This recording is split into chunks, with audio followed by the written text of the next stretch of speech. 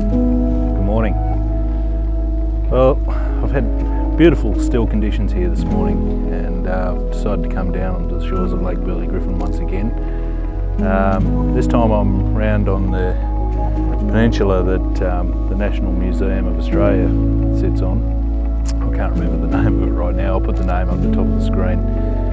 And the vantage point I'm in this morning affords me a beautiful view out across the lake, and I'm shooting a full moon which is setting in over the Brindabella mountains in the background. Really beautiful still conditions here this morning. There's not a cloud in the sky out in the direction where I'm shooting. However, around here behind me and off to the east, there's some really beautiful cloud formations which are picking up some of the early morning light. I'm not shooting those. I might shoot a time lapse of that, and I've got that going at the moment. But this morning my main focus is the full moon and capturing a panoramic image of that as it sets in over the mountains.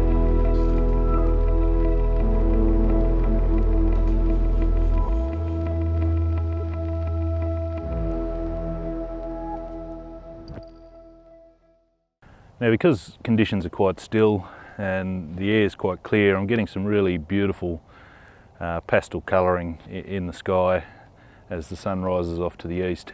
I'm shooting with my 70 to 300mm lens here this morning, and this is just so I can get a nice tight crop on the area of the mountains that I want, and hopefully I'll pick up that moon as it gets lower on the horizon. My settings this morning, I'm shooting about f8, I'm getting about a 1/200th of a second exposure.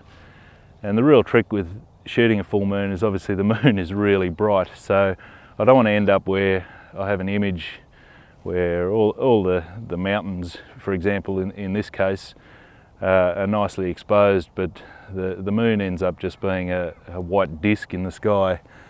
So what I might do is take a series of exposures and underexpose one or two of those to capture the detail in the moon, and then I might blend that back into the image in post-production. The sun's now rising off to the east and casting some nice golden light on the mountains. And while it's doing that, I'll take a few shots and talk you through some of the settings and talk you through how I put together a panoramic image. I've got the camera set at f8 and a 1/250th of a second exposure.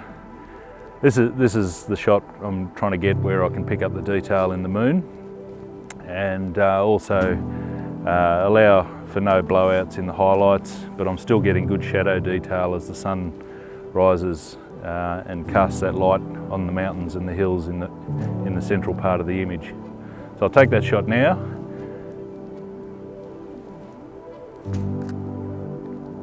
Okay, now with that shot in the bag, I'll just open up the exposure a little bit. I want to try and get that histogram to come across into the centre or slightly right of centre in the image. This means I'm getting good shadow detail, but I'm still not clipping out the highlights at the far right of the scale.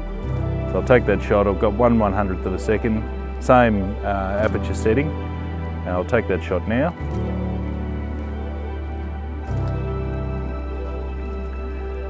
And then just to be on the safe side, I might open it up even further and really overexpose the image. I'm at 1/40th of a second, again, same aperture. I'll take that shot.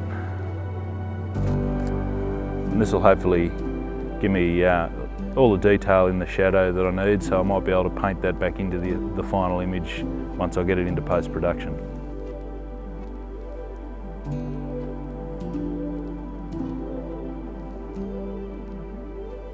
So a lot of the pre-dawn light has gone now, at least the pastel-y colours have gone, and we're getting quite strong early morning golden light on the scene that I'm shooting.